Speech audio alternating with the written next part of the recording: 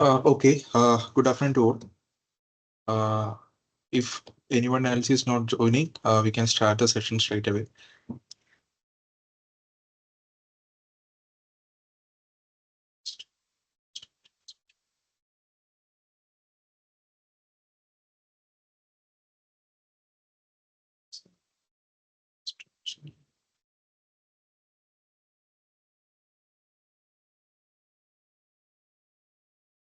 Good afternoon to all. Welcome to the fifth week tutorial session of NPTEL course, Thermal Engineering Basic and Applied. Uh, my name is Ananthakrishnan. I am a Ph.D. candidate from Department of Mechanical Engineering, IIT Delhi. I do this problem solving session as part of my PMRF TA duty. So in this week, actually, we will continue the Rankine cycle. This time we will deal with a few other modification to the basic Rankine cycle, that is a multi-fluid cycle, where we'll be having two fluids into uh, two Rankine cycles which are coupled with each other, kind of a concatenation. And then we will look into a problem on the second law analysis of steam power cycle. Without wasting much time, we can actually look into the set of problems solved for this week.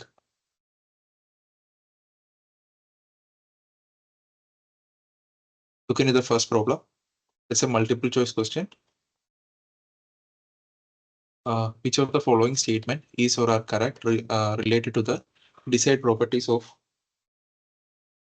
working fluid for the Rankine cycle? Four options are given. The fluid temperature, the fluid must have a higher critical temperature. The specific heat of the liquid must be higher. The working fluid must be chemically stable. The working fluid must be non-corrosive in nature.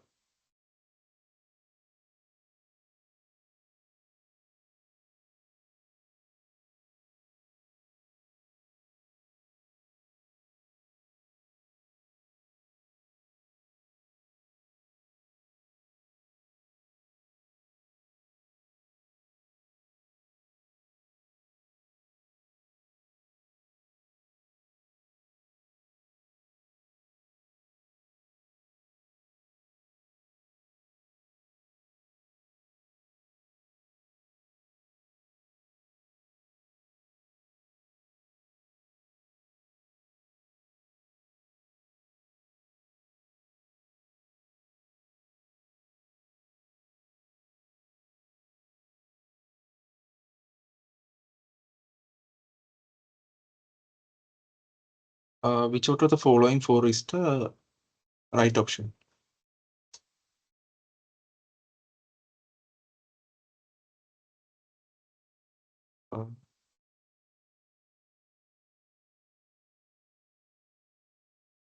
Any response?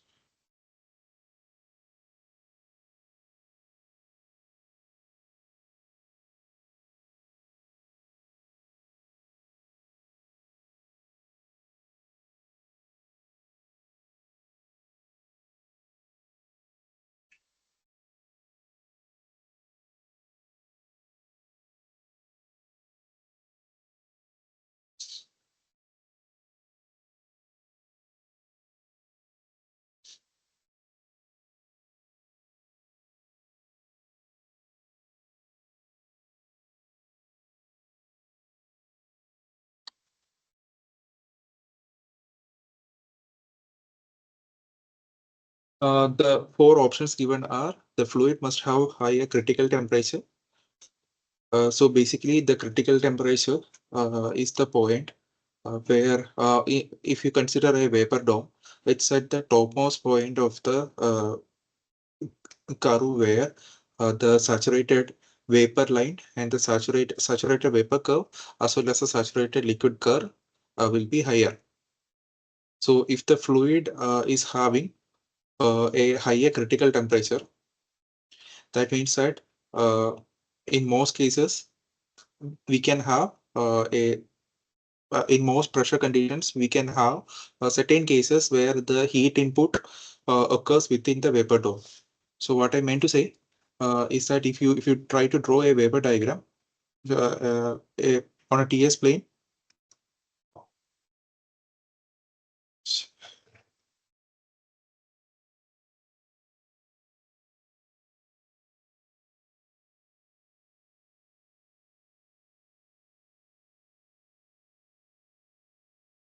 If you try to plot something on a TS plane,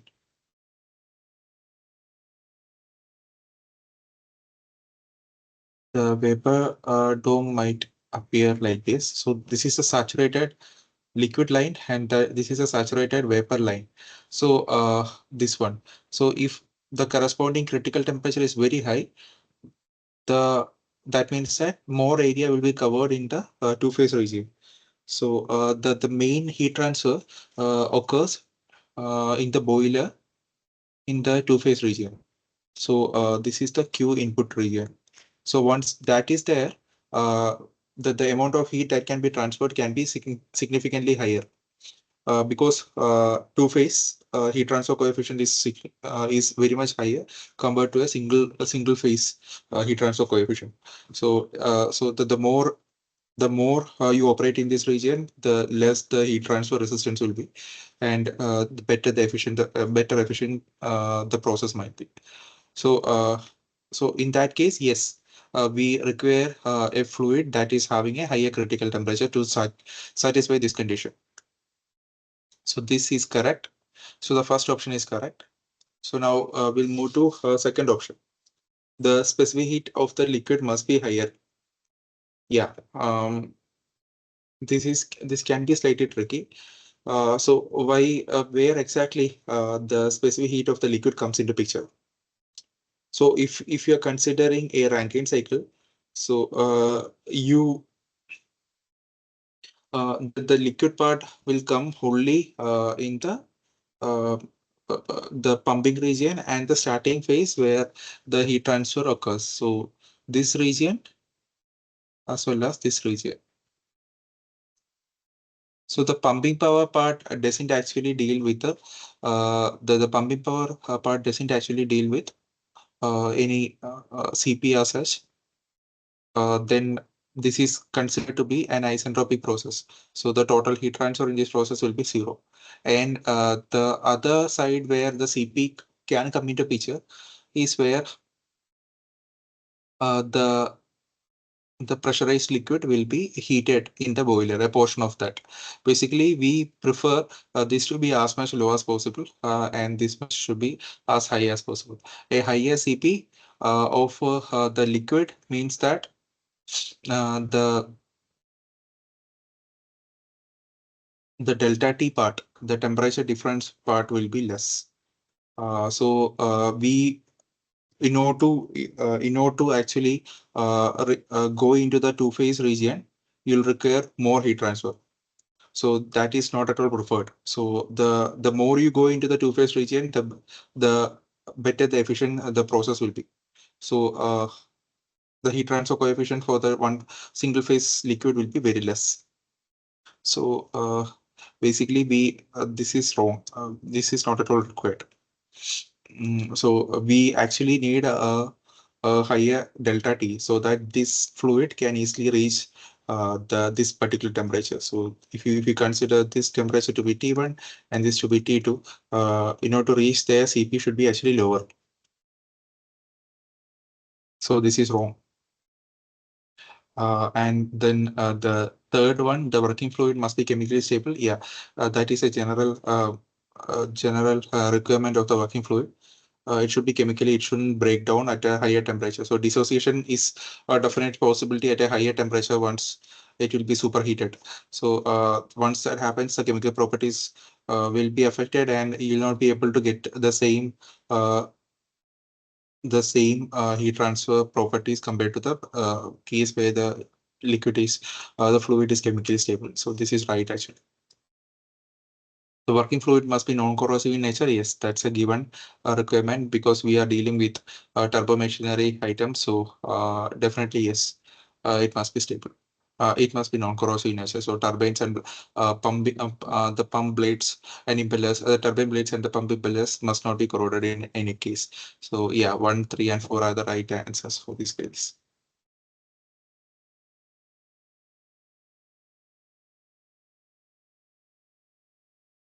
So the options for this problem are 1, 3, and 4.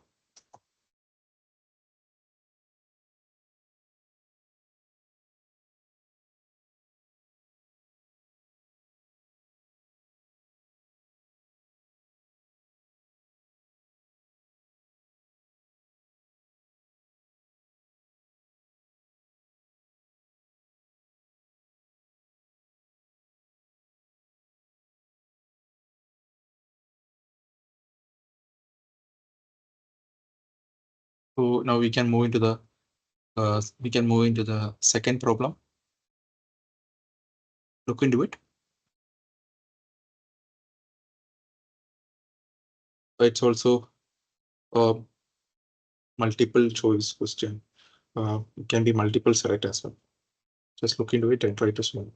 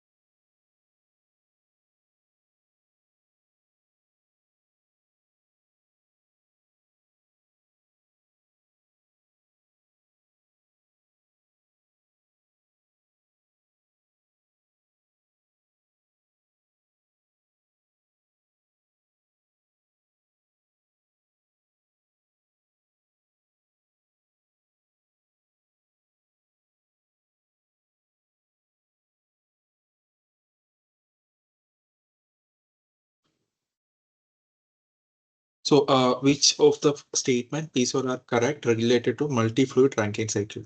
The efficiency of the multi-fluid Rankine cycle is lower than that of the simple Rankine cycle. The multi-fluid Rankine cycle consists of two separate boilers for each cycles. The condenser of the mercury cycle rejects heat to the water or steam cycle. The turbine of the mercury cycle is coupled to the turbine of water or steam cycle.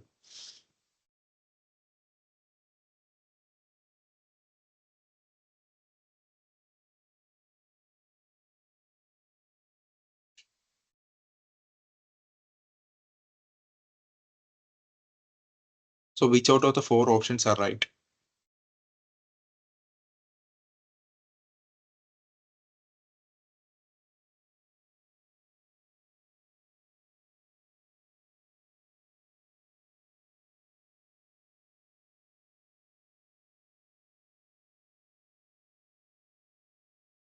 So obviously the first option, the efficiency of the multi-fluid Rankine cycle is lower than that of the simple Rankine cycle, is wrong. So basically this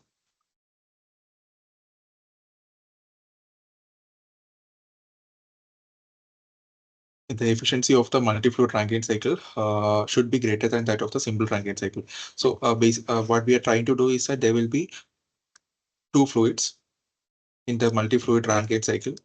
So if I try to draw in a TS plane, it will be having a higher a fluid which operates on a higher TS critical a fluid having a higher critical pressure and a fluid with a lower critical pressure. So in this case, the higher one will be operating like this, and the heat delivered in the heat rejected in the condenser will be taken up by the fluid that operates on a lower pressure cycle. So this is a coupled diagram, coupled case. So what we are trying to do is that we are trying to maximize the region of operation such that without actually going into the superheat as such. So the heat rejected in this particular case will be taken up by another cycle, and then the actual heat rejected will be quite less. We are actually in this process, if we are assuming that only one particular cycle is there, simple Rankine cycle is there that operates between the two conditions, the amount of heat rejected will be quite high in a single case. So here we are actually improving the case by coupling it with the second cycle. This is a fluid one and this is a fluid two. So basically this is wrong. It should be higher. It should be higher. So the efficiency of the multi-fluid Rankine cycle is higher than that of the simple Rankine cycle. We'll look into one of the problems to get a better understanding of this. In to actually deal with the uh, efficiency of this cycle, coupled combined cycle. So basically the top fluid might be a mercury, the bottom fluid which operates at a higher pressure, which has a higher critical pressure and which is capable of handling higher pressures. And the second one will be water, the lower one will be water.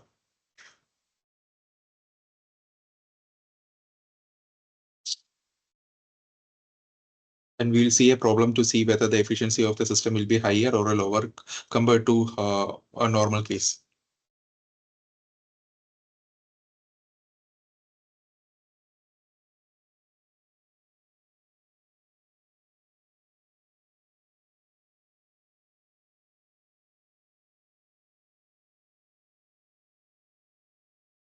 And the second one, multi-fluid Rankine cycle, consists of two separate boilers for eight cycles.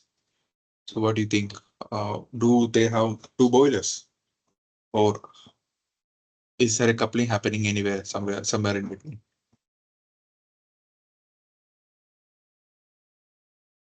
No, it will be having only one boiler for the higher fluid.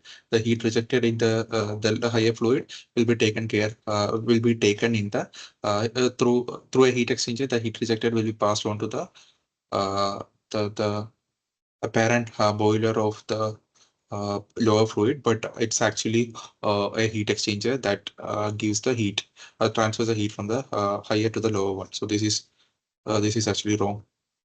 The condenser of the mercury cycle rejects heat to the water or steam cycle.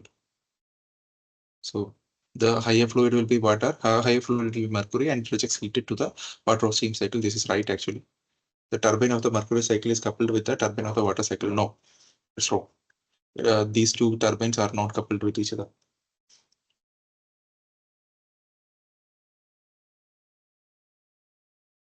So if I try to say the first question, the efficiency of coupled cycle of combined cycle will be greater than that of simple Rankine cycle.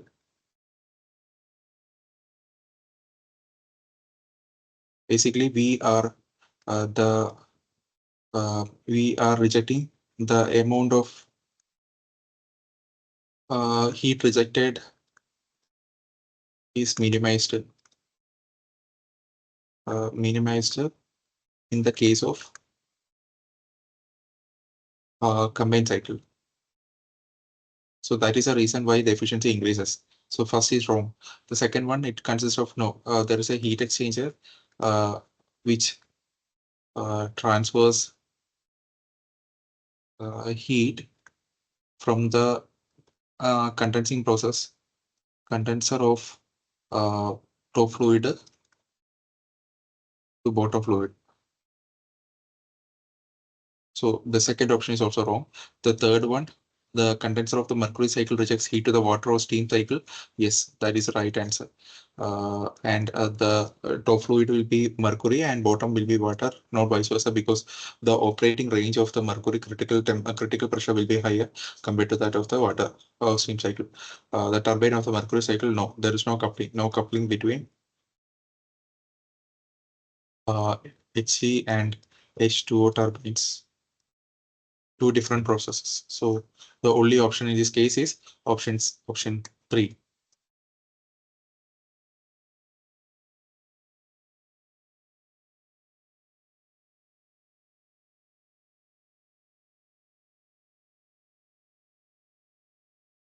Now look into the third problem. Consider the following statements related to the reheating process in the Rankine cycle.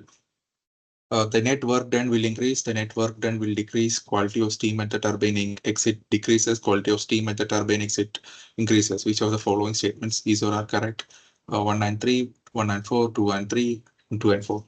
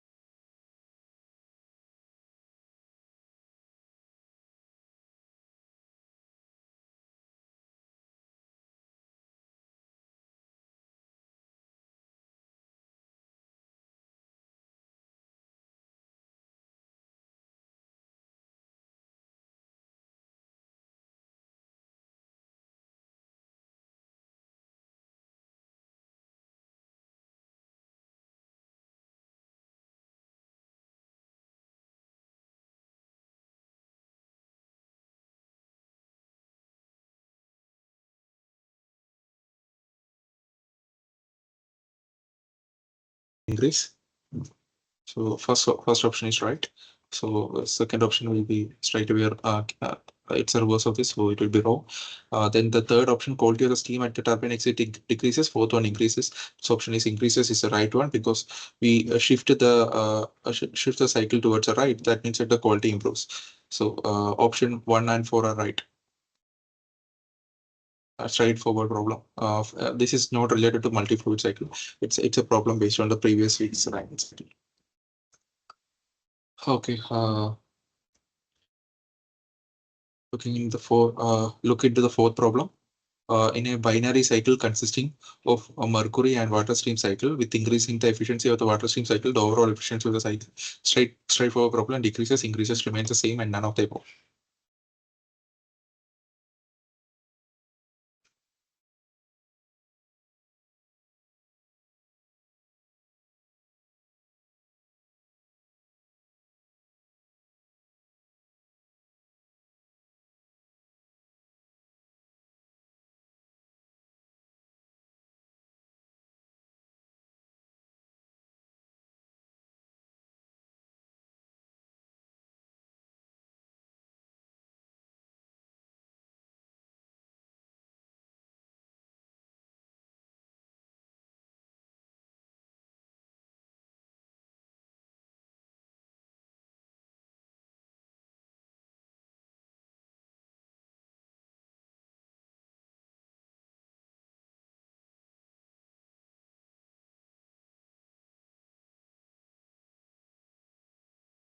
So an efficiency of a combined cycle could be written as here. Eta 1 could be the efficiency of the top cycle. Eta 2 can be the bottom cycle's efficiency. And this will be the combined efficiency, the product of these two efficiencies. So once the first efficiency increases, one of these efficiency increases, the term. So if you see the lower efficiency as eta 2, so what happens to eta 2 when eta 2 increases, this particular term increases and the total efficiency increases. So the answer is increases, straightforward one. Basically, you are improving the total efficiency if you improve the efficiency of an individual unit.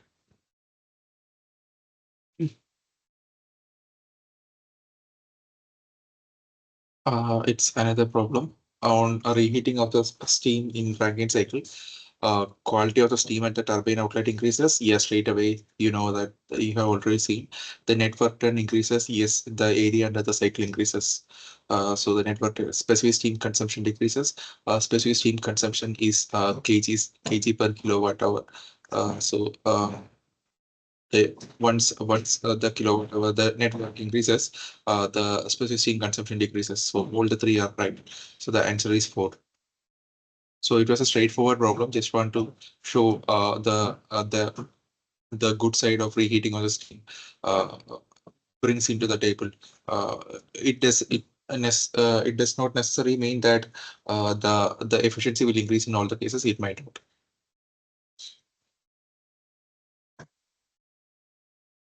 In a combined cycle power plant, the efficiency of the mercury plant is 1. Eta 1, eta 2 be the efficiency of the steam cycle. What will be the overall efficiency of the combined cycle? So we have already seen it will be efficiency 1 plus efficiency 2 minus efficiency 1 plus 2, 1 into 2. So the right option is option 3. So you can actually see that this is wrong. This can be 400, and the other two will only deal with no, the decrement of the efficiency between the two cases, which is not right.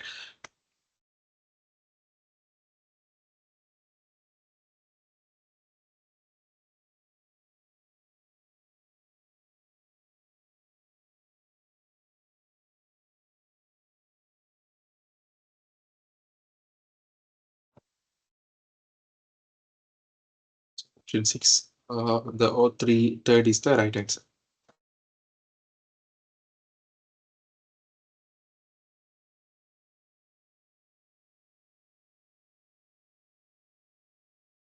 The actual efficiency will be greater than that of the the combined and the individual efficiencies of the individual cycles.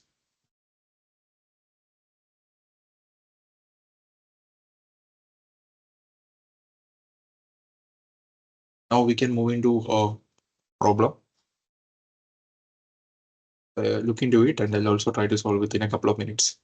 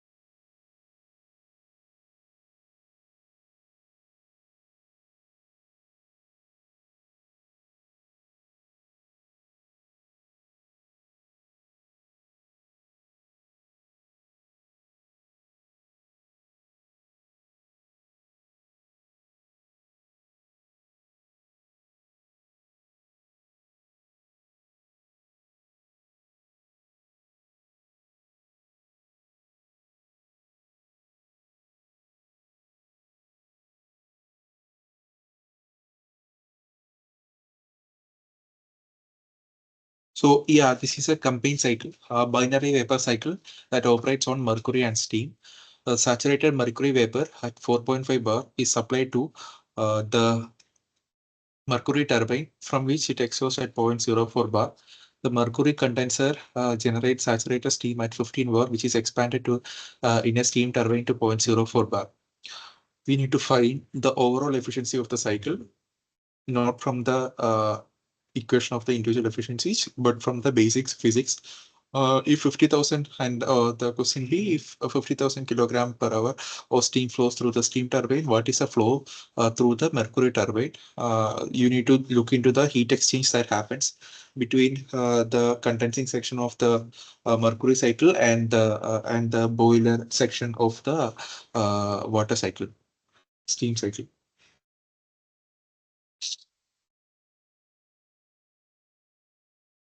Assuming that all the processes are reversible, what is the usual work done in the binary vapor cycle for the specified steam flow? If the steam leaving the mercury condenser is superheated to a temperature of 300 degrees Celsius in a superheater located in the mercury boiler, and if the internal efficiency of the mercury and steam turbines are 0.85, isentropic efficiencies are 0.85 and 0.87 respectively, we need to calculate the overall efficiency of the cycle. So the properties of the saturated mercury are given like this. We need to actually use a steam table to get the properties of the steam and then try to solve the problem. It's a straightforward problem which couples two systems with an additional heat exchange that happens between the condensing section of the mercury and the boiler section uh, of the steam.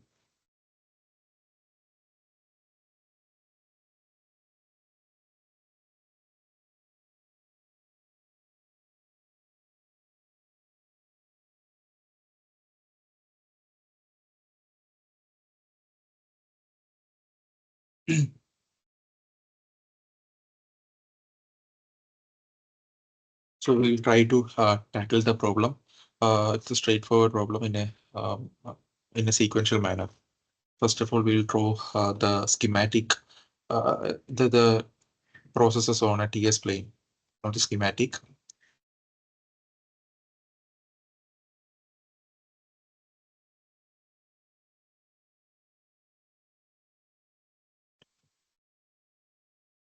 There is a lower cycle and an upper, the bottoming cycle and the topping cycle.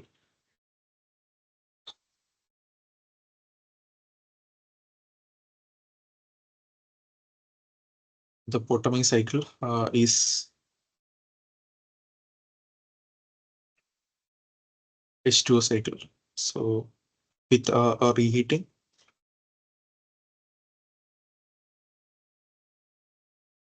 I beg your pardon, with superheating, not reheating as such.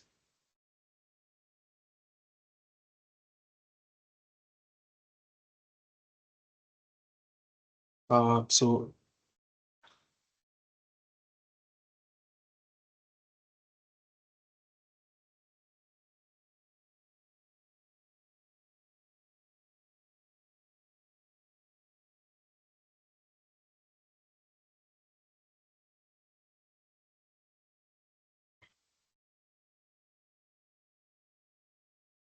keep on,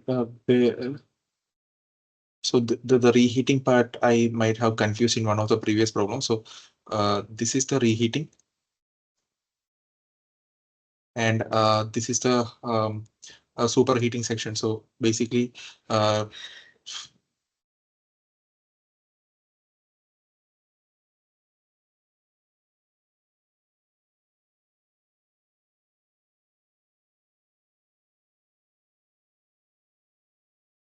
this is a reheating section. So this is the initial superheating.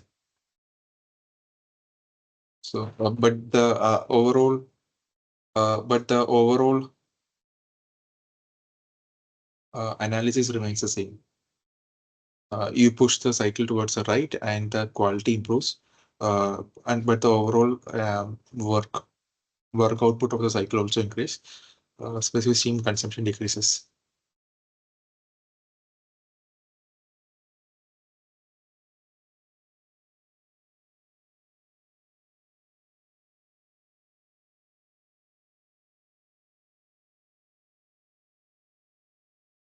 So this is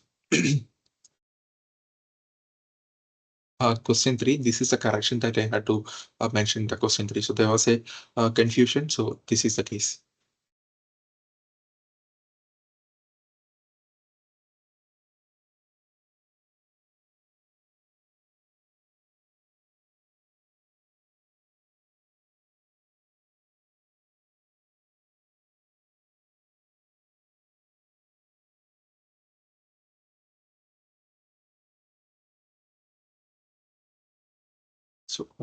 So I just want to correct one of those arguments that I have put forward for an earlier questions. So I had mistakenly used superheating for reheating. So the question was on reheating. So reheating is something that happens for superheating.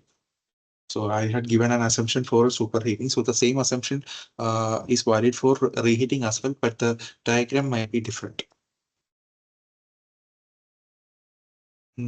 Yeah.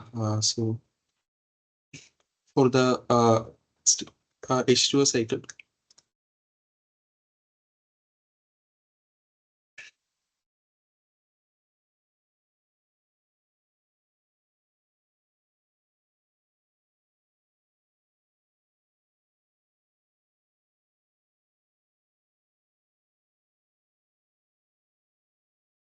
so this is the isentropic section. If with reheating,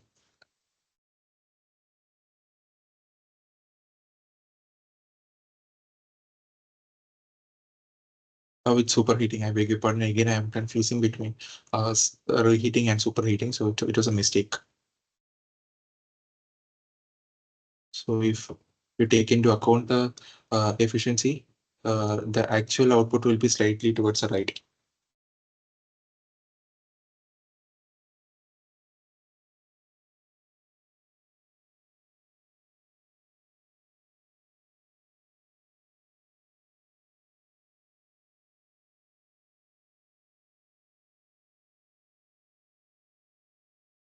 This is a steam cycle, and then the heat to the steam cycle is taken from a HG cycle or a mercury cycle.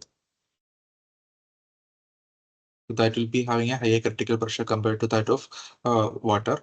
So there will be heat transfer from that happens between the lower point and the upper point. So consider a cycle without any superheating, a straightforward cycle.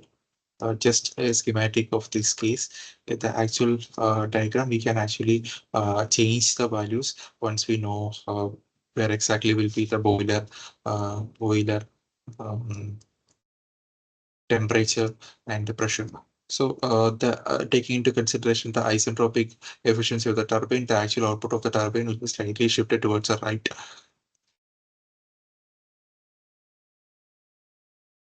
Now we can denote the temperatures as well as the temperatures, the pressures, everything that we know from the diagram, from the question.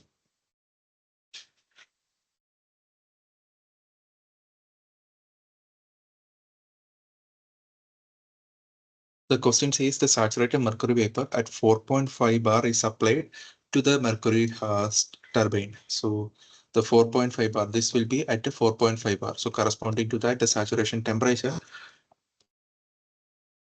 will be 450 degrees Celsius. So we could see 4.5 bar temperature, saturation temperature would be 450 degrees Celsius. So this corresponding temperature will be at 450 degrees Celsius.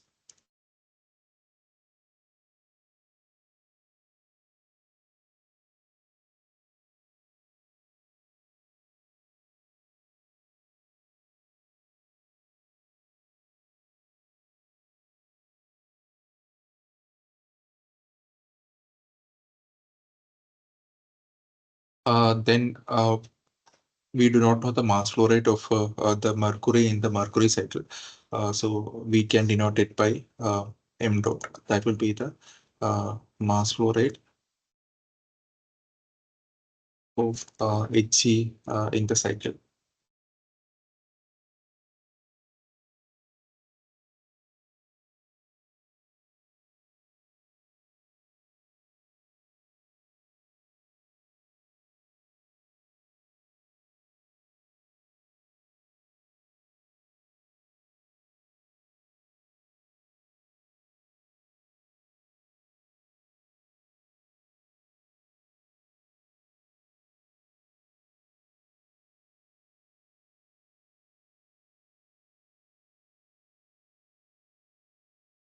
And then the lower point, the condenser of the Hg will be at a at 0.04 bar.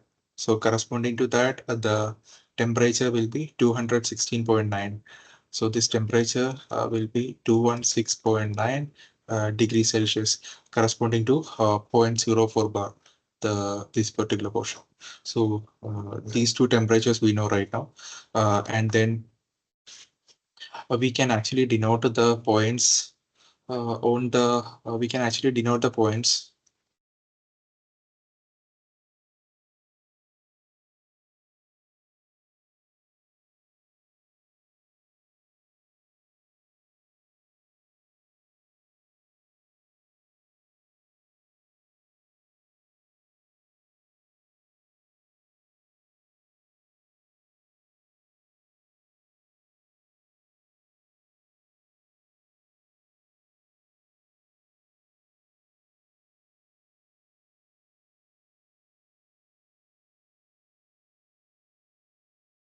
So this is the first case where we assume that this mercury that is inlet to the turbine will be at saturated vapor case, and then there is this isentropic expansion that goes to B, and then there is this B dash where the efficiencies of the cycles are also considered, and then efficiencies of the turbine is also considered. Then the C at the exit of the heat exchanger, and then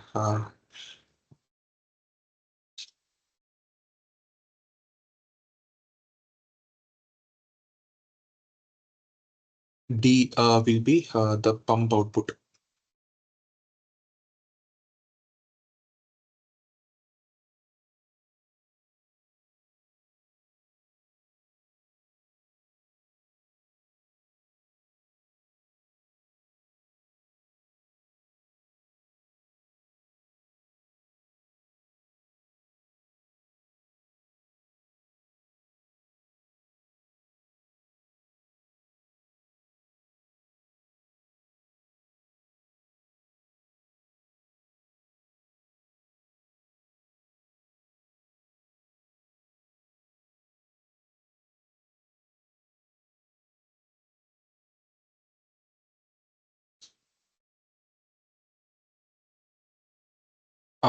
That is the mercury side, and uh, on the air side, on the water side, we know the mass flow rate of that is 15,000 kilogram per hour is the flow rate.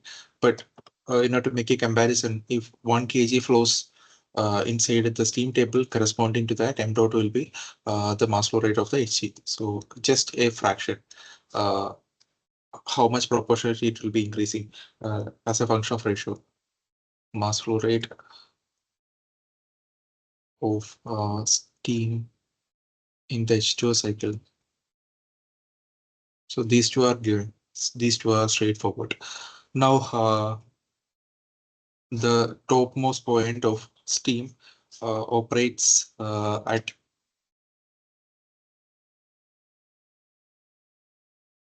15 bar, which is expanded to 0.04 bar. So, so in the case of H2O cycle, this will be at 15 bar, and this will be at 0.04 bar. So from the steam table corresponding to 15 bars, we need to calculate the uh,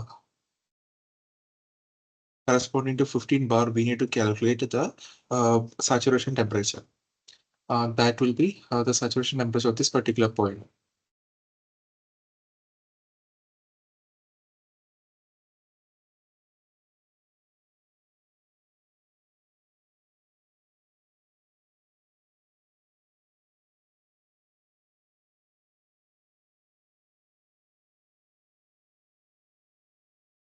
So we do not know what will be the superheating temperature in this particular case. The question says that the mercury condenser generates saturated steam at 15 bar. So we know the condenser or the heat exchanger boiler, apparent boiler of the H2O cycle will be at 15 bar, and it is condensed to 0.04 bars. And for the time being, we take the case of this particular point without any superheating. So if that is the case, if that is the case, this particular assumption that there's a superheating might not hold true. So we actually need to specify that particular case where the at the saturated vapor condition it directly go downwards. So we can denote the points, the locations straight away just like that. So this will be at state point 1, and this will be state point 2, 3, 4 straight away. The second heat, where there is a superheating, it will be 1 dash. This will be 2 dash. And when we take into consideration the last part of the problem for an efficiency, isentropic efficiency of the turbine, so that will be 2 double dash.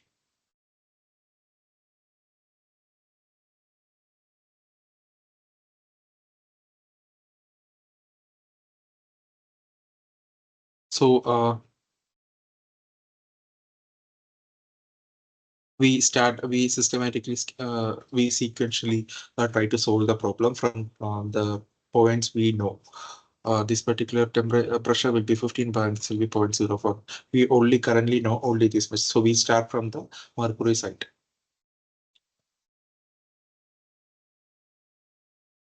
For the mercury cycle,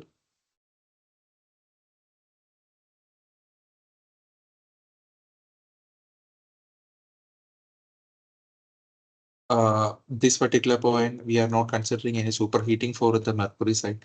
So this particular case, at 450 degrees Celsius and the saturated vapor, the enthalpy will be 355.98. So for mercury cycle, HA will be equal to, from the table, 355.98 kilojoule per kg.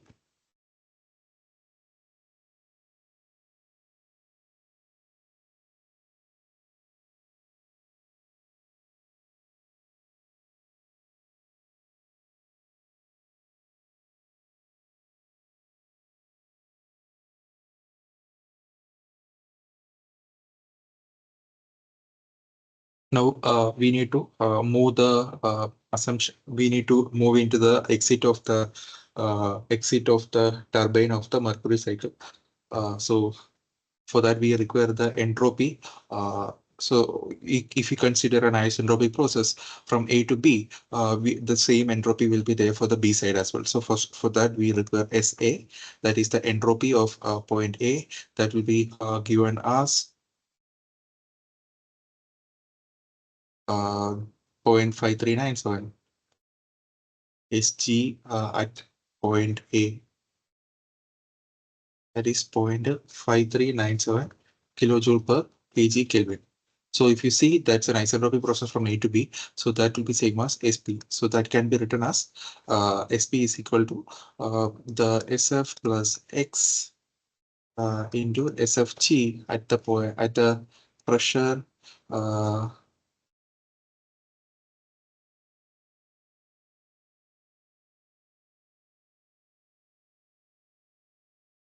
at the pressure lower pressure, that is 0.04 0.04 bar.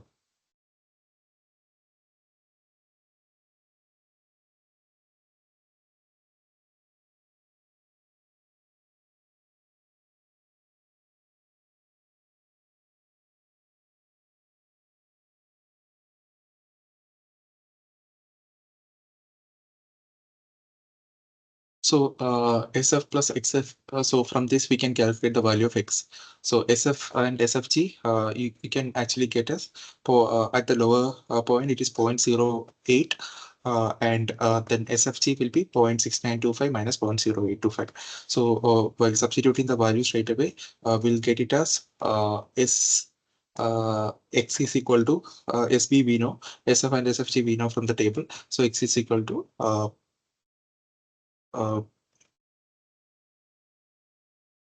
0.5397 minus 0.0808 divided by 0.06 uh, 0.6925 minus 0.0808.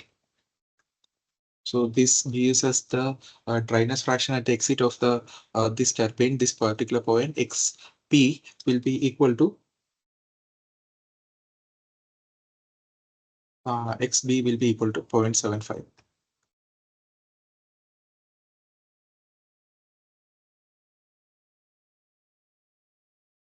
So we go to see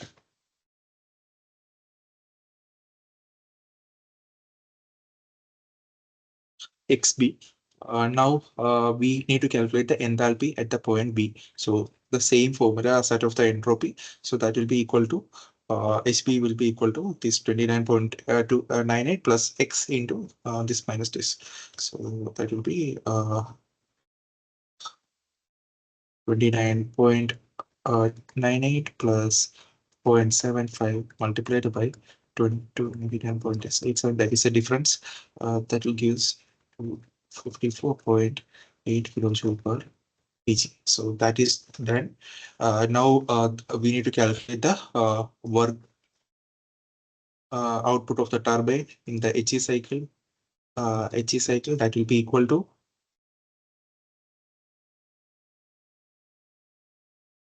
HA minus HP is 355.98 minus 254.88. So that will be equal to 101.1 kilojoule per kg. So that is the work output from the turbine of the mercury cycle.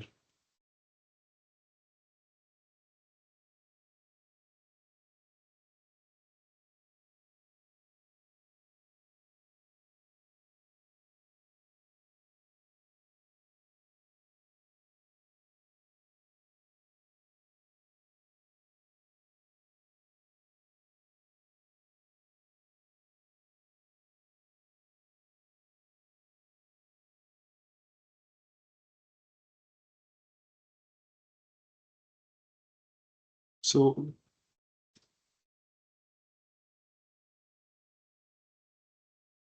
we go to see the work output of the turbine of the mercury cycle. And the second part, we need to calculate the pump work output, input work done in the pump. So that is the pump will be equal to HD minus HC. So that is the we know the HC that will be equal to HF 29.98. Uh, but we actually do not know the enthalpy at the state point T. So what we do is that we just use the shortcut, the formula that we know of the path, that is nu into delta P. The nu will be at the point C, will be nu F, that is 76.5 into 10 power minus 6. Nu C into delta P, 76.5 into 10 power minus 6, and the difference in pressure between the top and bottom point, that is PD minus PC. So that is 76.5 into 10 power minus 6 into PD will be the difference in pressures will be 4.5 minus 0.04 into 10 power 5. 4.46 into 100 to get the value in terms of kilojoule per kilogram. So we're getting it as 3.41 into 10 power minus 2 kilojoule per kilogram. If you closely observe, that will be quite less compared to the work output from the turbine. So the net work from the mercury cycle will be given as work work output of the turbine minus work of the pump. So that will be equal to almost the same as that of this one, since this is very less.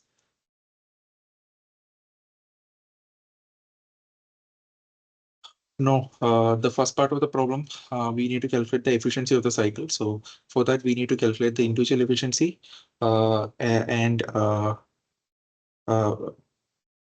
the of the individual cycles, and then we can use the formula to get the overall efficiency.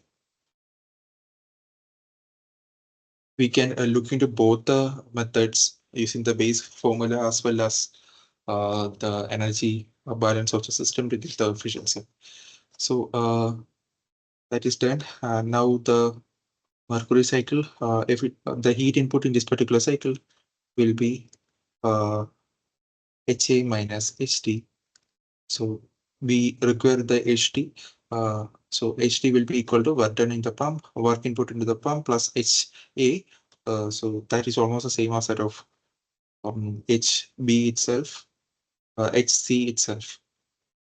So in this case, it will be HA will be 355.98 minus the 29.98, that will be equal to 326 kilojoule per kilogram. So since we know the heat input, the network output, the efficiency of the cycle will be equal to work net divided by heat input. So I'll try to write it in the next slide. Heat input. So basically, efficiency of the mercury cycle will be equal to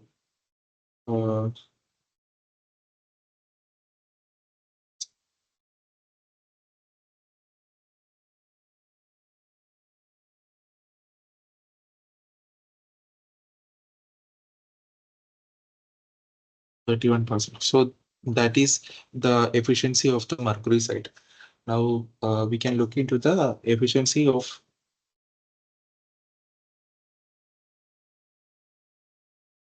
the steam side. So the same analysis, we have to actually do the whole process again for the lower cycle, the steam cycle, H2 cycle.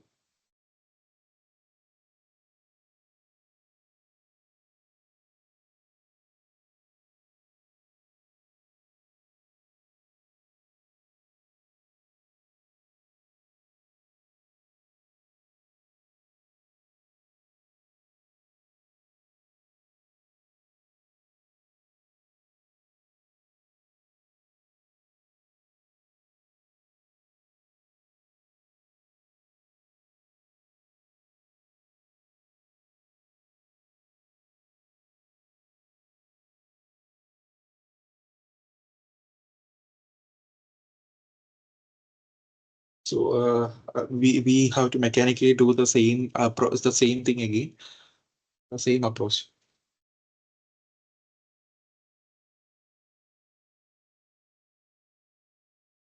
So for the steam cycle,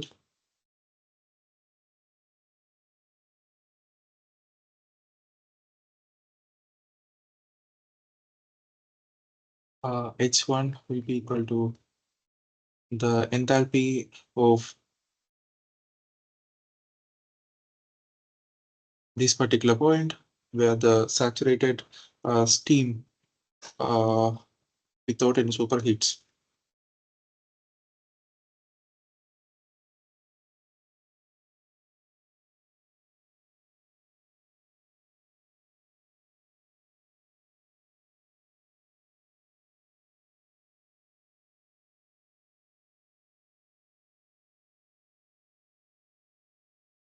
H1 will be 2792.2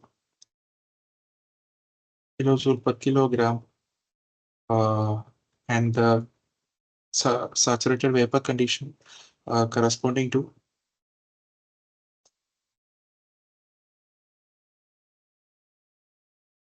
this particular condition of 15 bar, that will be H1. So corresponding to that as S1 will be the same. From the steam table, you can obtain it as 6.449 48 kilojoule per kilogram. It is same as that of the exit entropy. So using the same approach, we can find the value of X that will be equal to 0.748. That is a quality at the exit of the turbine.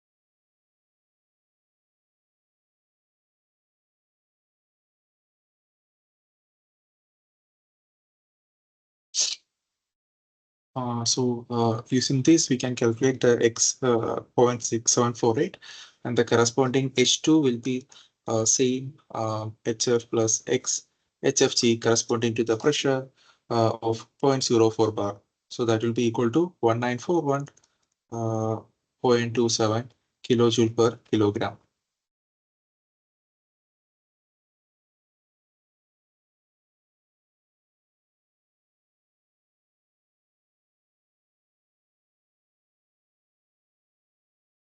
So we got the value of H as well.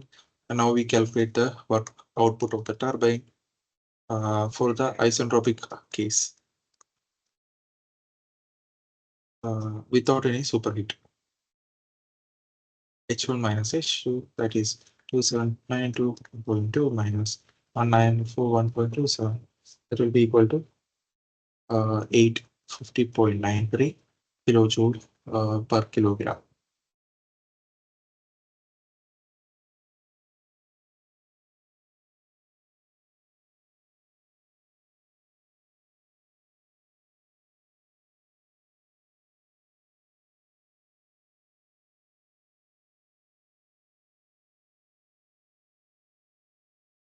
So we got the value of the work output of the turbine, and next we need to calculate the work input of the pump. So that will be equal to in this graph it will be H4 in the plot it will be H4 minus H3. So the other formula for the work input of the pump, that will be the specific volume at the point 3 multiplied by H4 minus H3 minus pressure at the 4 minus 3. So that will be from the strain table be 0.001 into 14.96 or 15 minus 0.04 bar. In terms of kilopascal it will be 100. So we'll be getting it somewhere around 1.5 kilojoule per kg. That will be the work input to the pump. Therefore, H4 will be equal to H3 plus work input to the pump, that will be equal to 122.96 kilojoule per kilogram. So it's an approximation. So H3 plus this one will be giving the same value. So H4 is the saturated fluid at 0.04 bar. HF at 0.04 bar. So using that, you will be getting it to be 122.96 kilojoule per kilogram. So then we can calculate the heat input. That will be H1 minus H4. That is 2792.2 minus 122.96. Will be 2669.24 kilojoule per kilogram.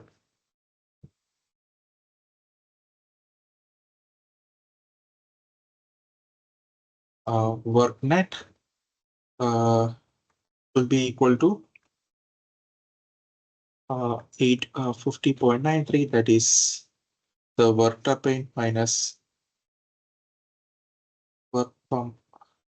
That will be equal to 1.5. That will be 849.43 kilojoule per kilogram.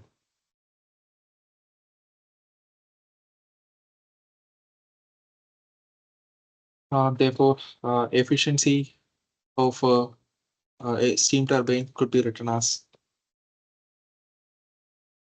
work net divided by Q input. That will be equal to 849.43 by 2669.24. That will, efficiency will be equal to 31.8%. So individually, we have calculated the efficiencies of the mercury cycle as well as the steam cycle.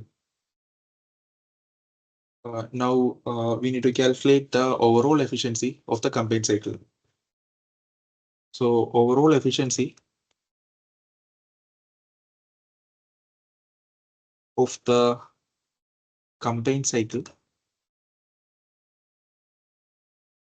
combined binary cycle would be equal to, use the formula we have seen previously, that is eta H2 plus eta Hg minus eta Hg into eta H2.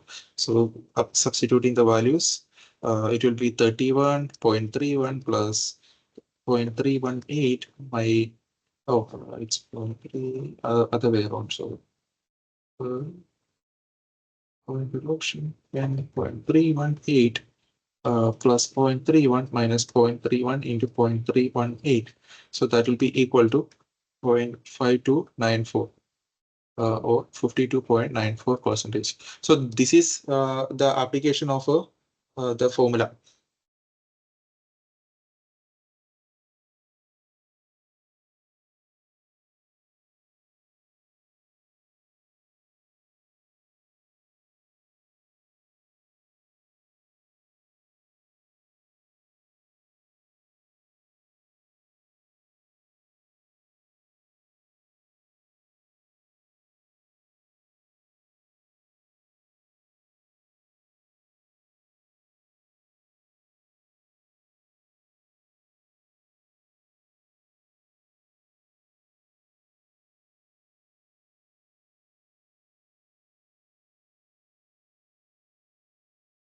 So we got the efficiency from the formula.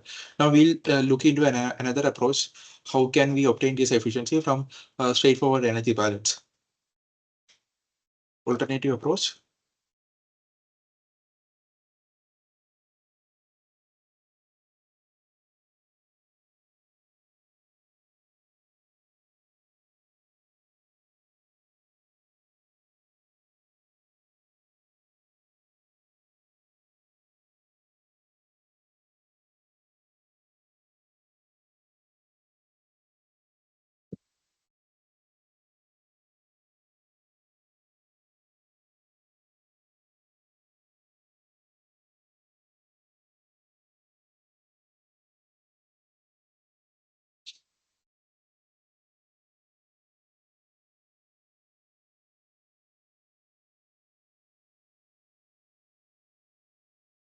So what we can try to do is that in the combined cycle, in the heat exchanger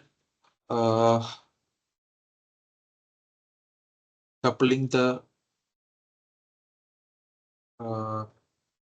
mercury condenser and H2O boiler, the energy balance could be written as for every 1 kg of the steam, m dot kg will be the mass flow rate of the mercury. So that is m dot Hb minus Hc.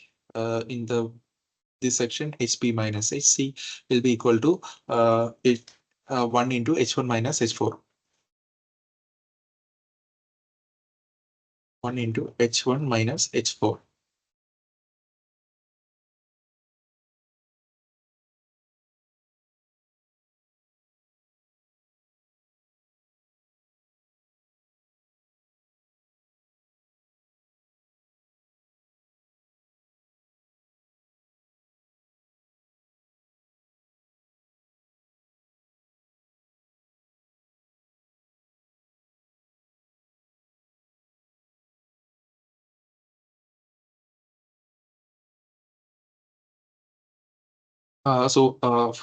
From this we can get a ratio of m. We do not know the mass flow rate of the mercury, so we can write it as m dot equal to H1 minus H4 divided by Hb minus Hc.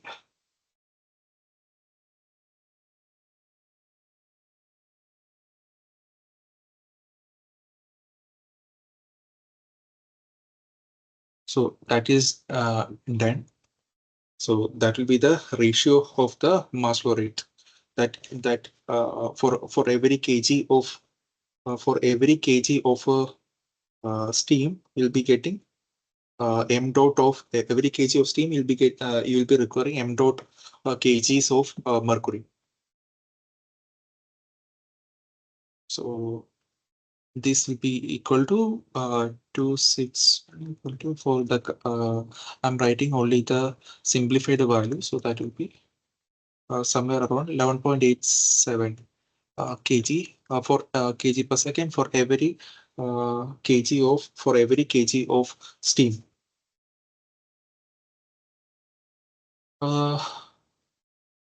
For every kg of steam, m dot kg is the amount of mercury.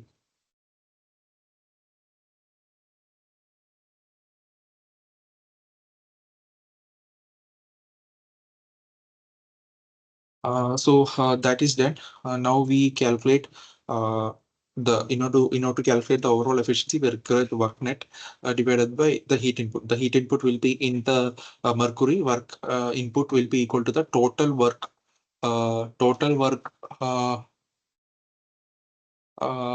from the turbine of both the systems. So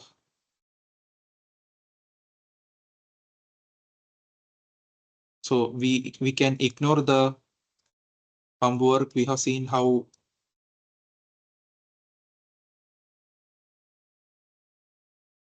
minimal they are. Therefore,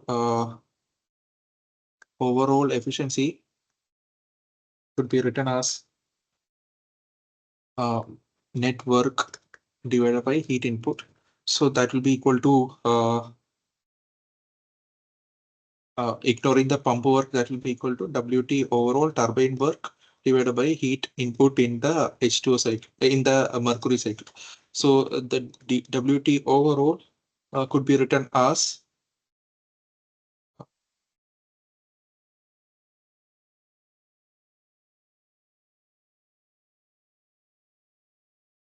the mass flow rate of the mercury multiplied by HA minus HP. So this is pure in terms of what? HA minus HP.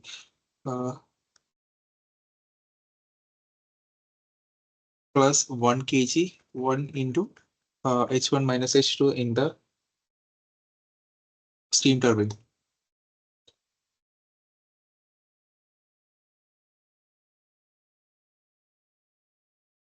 So substituting the value of m dot, that will be equal to HA minus HB, that will be 101.1. We already have calculated it in the previous values, in the previous iteration. So that will be overall work will be 2051 kilojoule per kg.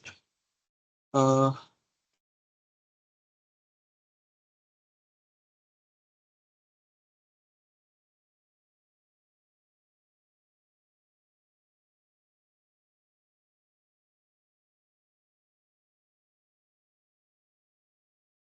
this is per kg for per kg of uh, per kg of water, per kg per second of water. So that is there. We got the value of the numerator as well. Therefore, overall efficiency will be written as 2051 divided by 3869.6. So that will be equal to close to 53%. This is same as that of the previous case, almost same. Now, the second part of the problem, we need to calculate if 50,000 kg per hour of steam flows through the steam turbine, what is the flow through the mercury? So we have found that for every kg of water, m dot kg of steam, for every kg of H2O, m dot kg of mercury is required. So here m dot is 50,000. So what will be the corresponding value of what will be the corresponding value of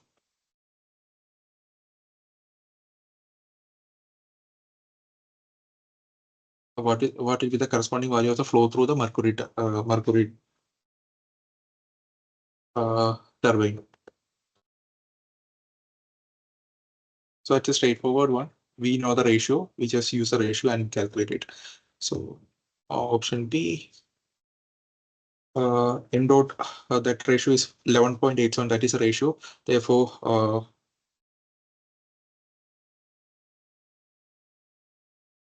if 50,000 kilogram per hour of steam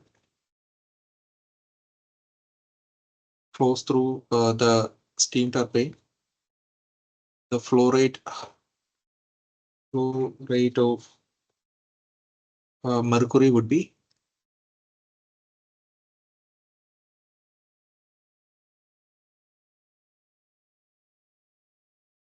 the 50,000 kilogram per hour multiplied with the ratio. This is the ratio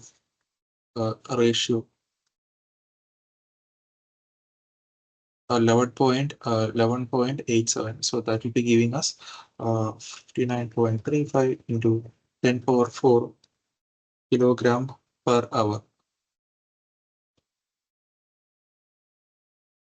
So that is done. The second part of the problem. Third part of the problem, we need to calculate, assume that all the process reversal, what is the usual work done in the binary vapor cycle. Basically, the usual work is the pump work output, not the available energy concept, just the pump, say, turbine work output. Work done turbine, usual work.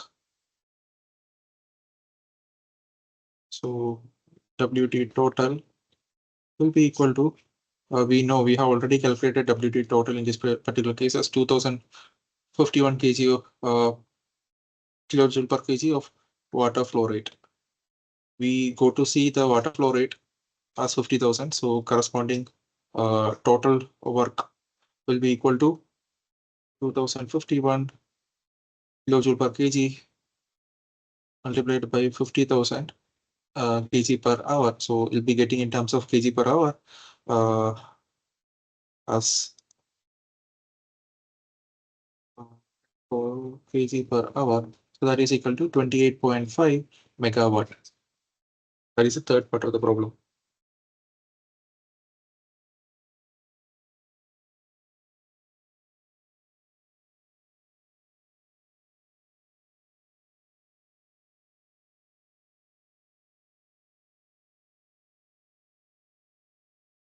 Option C.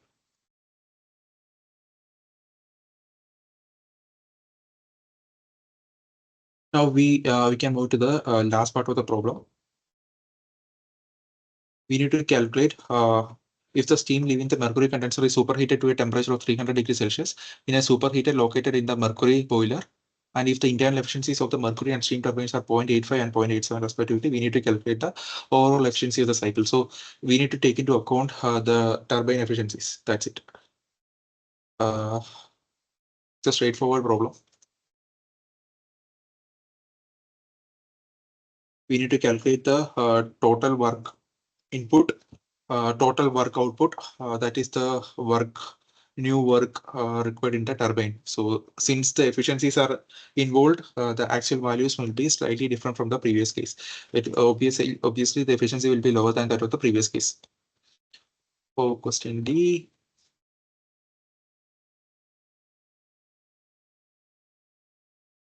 we need to consider the efficiencies of the turbines for the mercury side. Will be equal to HA minus HP dash. This will be the isentropic case of the for the mercury case. No,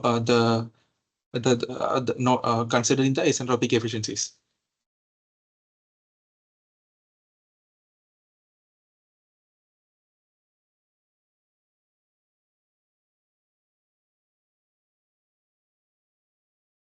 Try to solve it. I'll also try to solve it in a couple of minutes.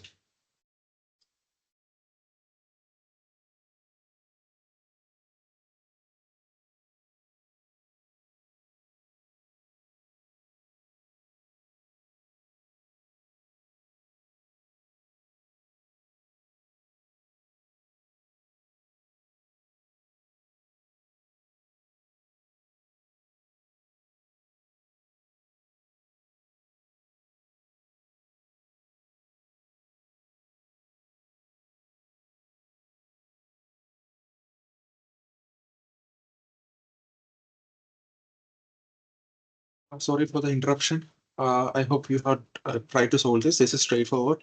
So we need to calculate the new work output, and the heat input will be the same as that of the mercury cycle. So here the new work output will take into account the isentropic efficiencies of the turbine of both the cycles.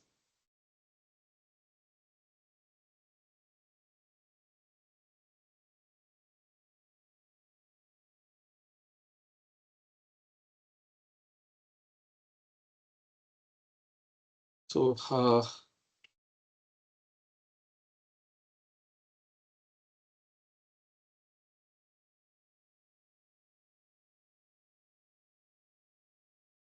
so in this case, it will be new work output from the turbine of the mercury cycle will be HA minus HP dash.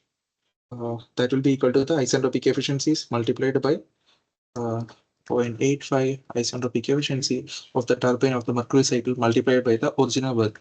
That is 101.1. Straight away we can get it. So that is done.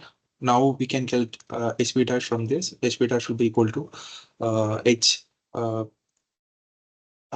minus WT dash of HE. So that will be equal to uh, into work isentropy. So this will be equal to 355.98 minus 885.94, that is 270.04 kilojoule per kg. So here we need to calculate the same m dot ratio, just like the previous case. The heat exchange in the condenser of HE cycle and the boiler of H2O cycle, that will be equal to m HP dash new HP dash minus HC, the same HC, so the previous case. will be equal to H1 dash H1 minus H4 of the H2 cycle. So H1 and H4 remain the same. Only the turbine part will be different in this case.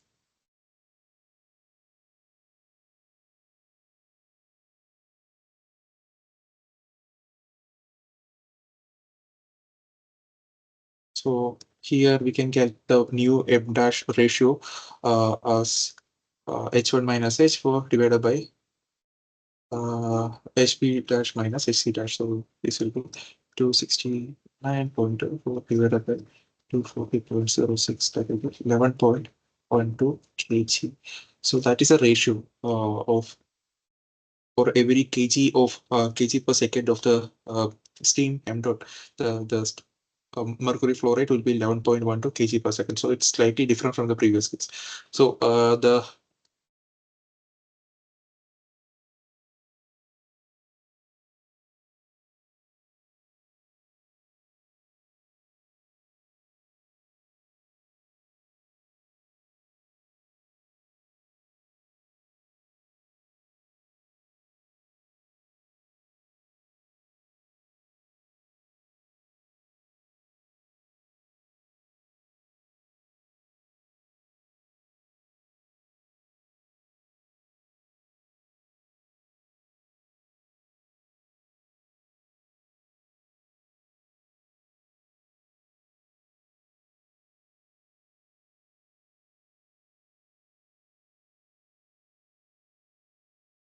so in this particular problem, it has been mentioned the uh, steam turbines internal efficiency. The turbines internal efficiency are 0.85 and 0.87 respectively. So we have used the 0.85 part of the 0.85 part here of the mercury. Now we need to make use of the steam turbine part as well. So here the steam turbine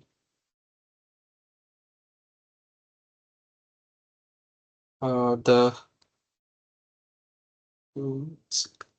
H2 dash will be equal to H1 minus H2 dash.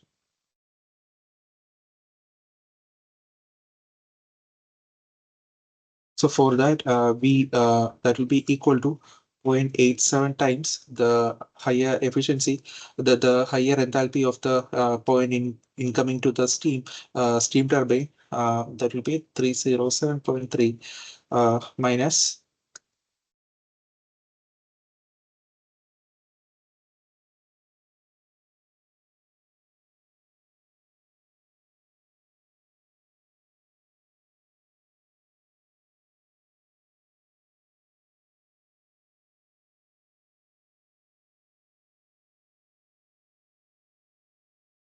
Three zero 37.3 minus the new efficiency, enthalpy at the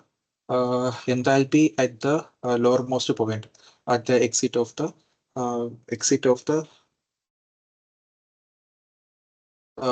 turbine if it was isentropic process. So we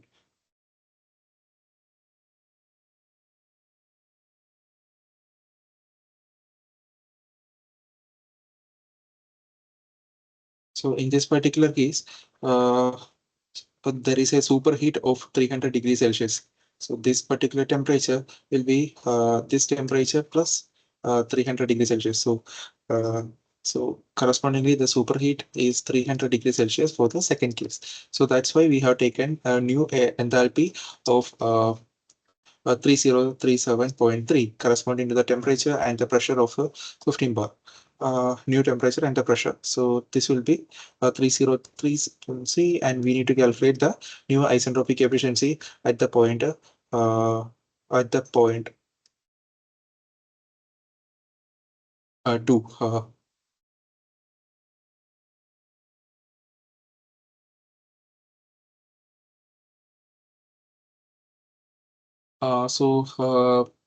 For that we require the isentropic uh, entropy at the particular point 2 that will be equal to for that we need to identify the the entropy of this particular state point. So for this particular case, we need to identify the entropy of this particular state point uh, and calculate the enthalpy. And using that, we using the isentropy efficiency, we can get the enthalpy at this particular point. So it's slightly tricky here. So for this new case, H1 dash minus H2 dash, that is equal to H2 is isentropic, that is H2 isentropic. Yeah. So S1 dash new entropy at that new state point at the exit of superheated to 300 degrees Celsius. S1 dash will be equal to from the steam table, that will be 6.96. Using that, we can calculate the value of S2 dash, and from that, the dryness fraction of the quality as well. The same approach, the same that we have seen in the previous case, just using it straight away. So X2 dash will be equal to 0.806. The quality will be better. And from this one, we'll get H2 dash will be the isentropic efficiency with the state point 2 dash. That will be equal to enthalpy at the fluid plus 0.806 into 2432.9. So that will be equal to 2082.38 kilojoule per kg. So we know the state point H2 dash as well. And substituting it in the previous formula, substitute sub in formula, we'll get H2 will be equal to 0.87 into 3037 minus 2082.38. So that will be equal to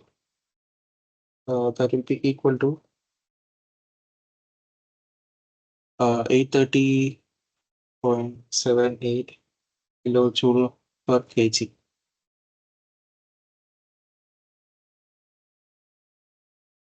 So we know both the work are required in the turbine. So total work in the new case will be equal to the summation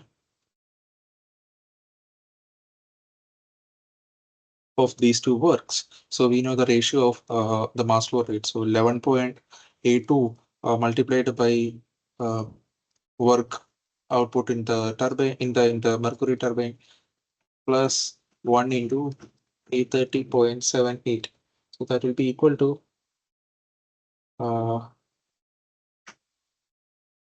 1786 1786.43 kilojoule per kg of steam flow rate. So that is done. The denominator part is done. Now we have to look into the numerator part. So here in this case, there is a superheating enthalpy as well. So we need to take that also into consideration. Q1 total will be equal to the mass flow rate in the mercury turbine, mass flow rate in the mercury turbine m dash into HA minus HT plus 1 into H1 dash minus H1, the superheating uh, heat required. So that will be equal to 11.12 into HA minus HT. In the previous case also the same 326 plus the new H enthalpy, the enthalpy at the exit of the superheating 3037.3 minus 2792.2. That will give the value of 387.22 kilojoule per kg. Therefore, the overall efficiency will be equal to the WT total divided by Q total. So that will be equal to 1786.43 divided by 3870.22. That will be equal to 46.2%.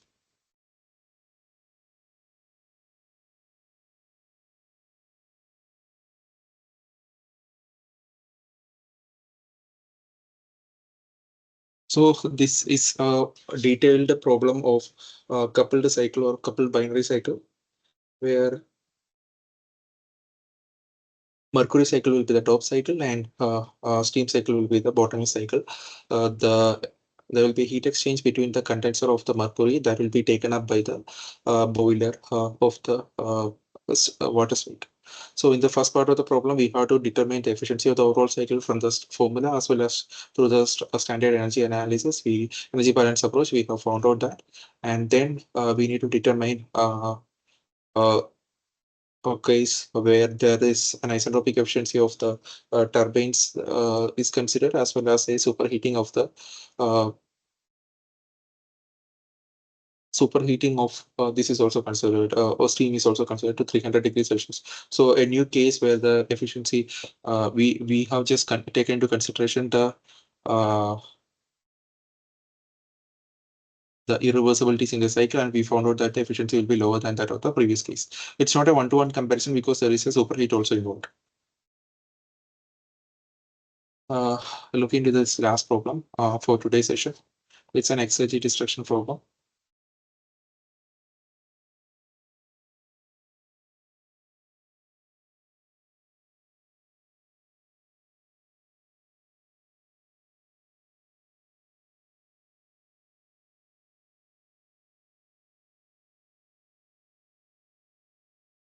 So there's a small correction in this figure actually.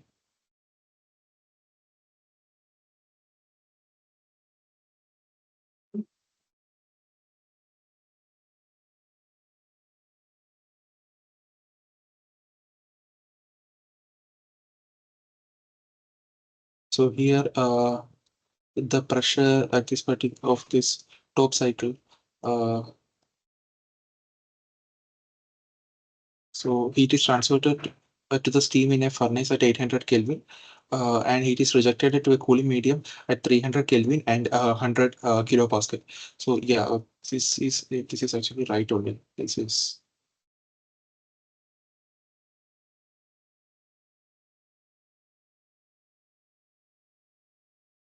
yeah. This is a cycle, and the other two are the source and sink temperature to calculate the exergy. So we can go just a sequential approach that we have seen in the previous case, and then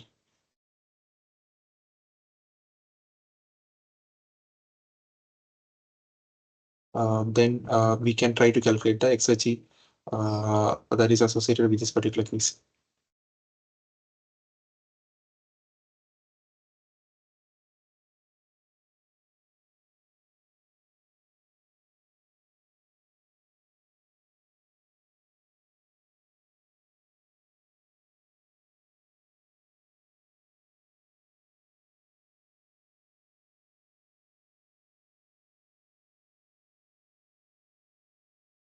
So state point one, the pressure will be 75 kilopascal, and the enthalpy of the liquid saturated liquid will be 384.44 kilojoule per kg. For state point two, the enthalpy could be determined by work equation, work in the pump. So that will be nu1 into P2 minus P1. These are values taken from the steam table. So that will be 0.001307 into 3000 minus 75. So that will be equal to 3.03 kilojoule per kg. Therefore, H2 will be equal to H1 plus W pump. That will be equal to 384.44 plus 3.03. That will be 387.47 kilojoule per kg. Then for the state point 3, the pressure will be equal to 3 megapascal, and the corresponding temperature will be equal to 350 degrees Celsius.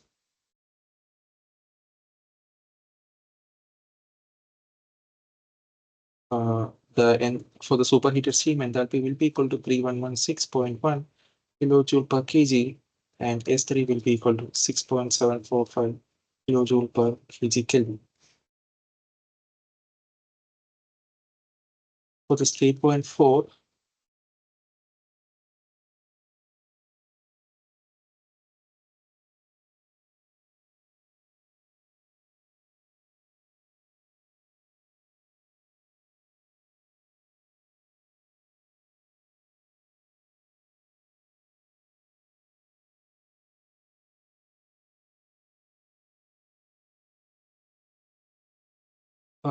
S4 equal to S3, the isentropic process will be same, and from there we can get kilojoule per kilogram Kelvin. X4 is equal to S4 minus SF divided by SFG. So that will be equal to 0.8861.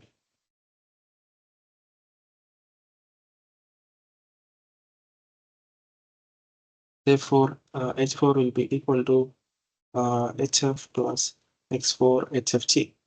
So it will be equal to 2403 kilojoule per kg. Therefore, heat input will be equal to H3 minus H2, and heat output will be equal to H4 minus H1, and W turbine will be equal to H3 minus H4, and W pump will be equal to basically this one 387.4 minus 384.44, that is H2 minus H1. We substitute the values and we'll get the values of all these cases.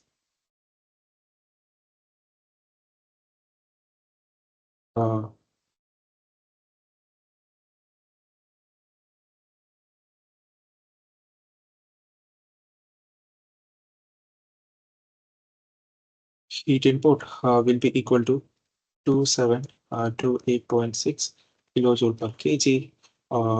Heat output will be equal to 2018.6 kilojoule per kg. And work done turbine will be equal to 713.1 kilojoule per kg, and work pump will be equal to 3.03 kg per kg. So we have got all these values. Now we need to calculate the exergy destruction associated with the Rankine cycle for all the four processes. So exergy destruction or the change associated with isentropy process 1 to 2 and 3 4 will be equal to 0. So that straight away we can use that isentropic process exergy destruction in the isentropic process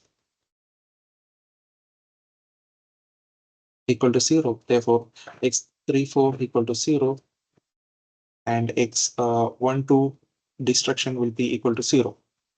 Therefore, exergy destruction in process 2 to 3, that is from that is at the beginning of the boiler to the exit of the boiler, that will be equal to, using the standard formula, dead state temperature at 300 Kelvin. So T0 into S3 minus S2 minus Q divided by T source.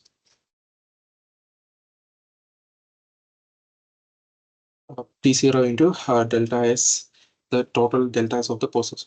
So that will be S3 minus S2 divided by minus of Q dot in divided by T source. So that will be equal to 300 into 6.74 minus 1.2 minus 2729 divided by 800. So that will be equal to 636 kilojoule per kg. That will be the exergy destroyed in the process. Similarly, that is the available energy, unavailable energy of the process. Destruction in process 4 to 1, that is heat transfer in the condenser, that is same process, is T0 into S1 minus S4 minus here it will be heat will be rejected. So that will be equal to minus or minus plus T sink temperature in terms of Kelvin steam. So 300 is the dead state temperature, 1.213 minus 6.745 plus 2019 divided by 300 equal to 360 kilojoule per kg. So these two gives exergy destroyed in the process 2 to 3 and 4 of 1 to 4, 4 to 5, 4 to. So total exergy destruction or the total irreversibility of the process, uh, total irreversibility of the cycle will be equal to summation of the previous things. That will be 996 kilojoule per kg. So that is done. That is the first part of the problem. We need to calculate the exergy destruction associated with the cycle as well as the individual processes. Now the second part of the problem, we need to calculate the exergy of the steam leaving the turbine.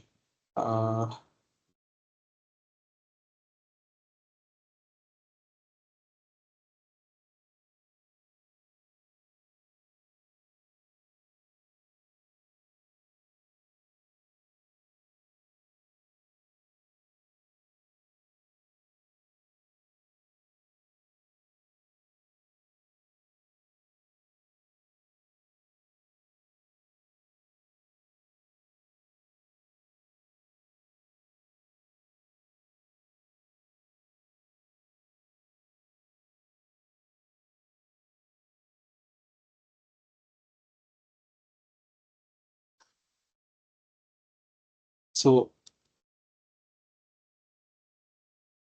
exergy of the steam leaving the turbine,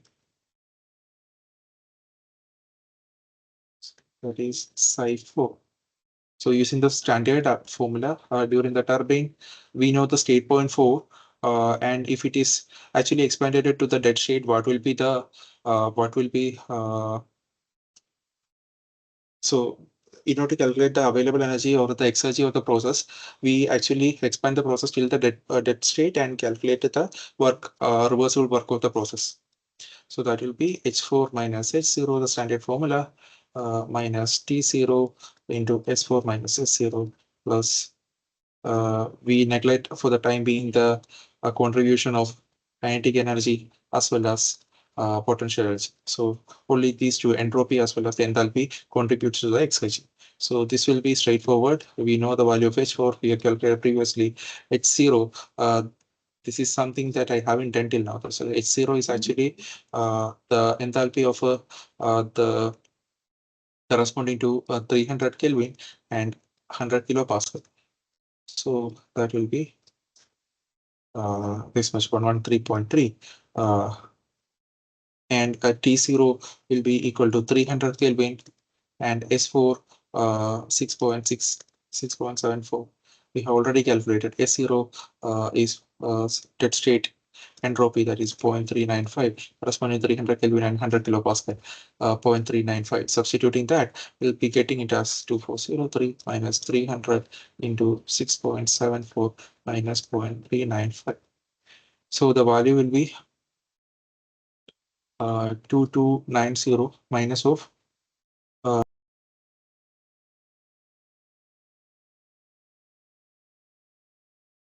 the total irreversibility cycle is the summation of all the three irreversibility that we have found, and its value is 996 kilojoule per kg.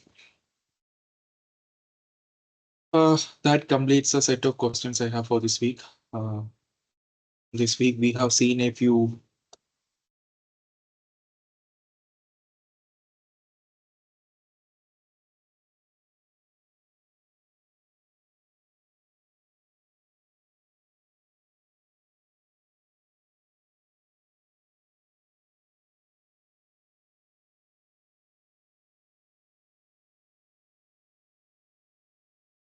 in this week we have seen a few multiple choice questions and numerical type questions based on the multi-fluid cycle binary cycles, and one question on the one numerical type question on the exergy analysis.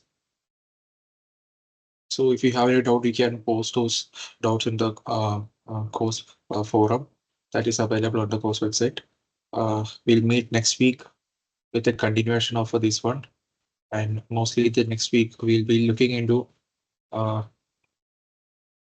types of boilers, and the basics of the nozzles, fundamentals of the nozzles. Thank you.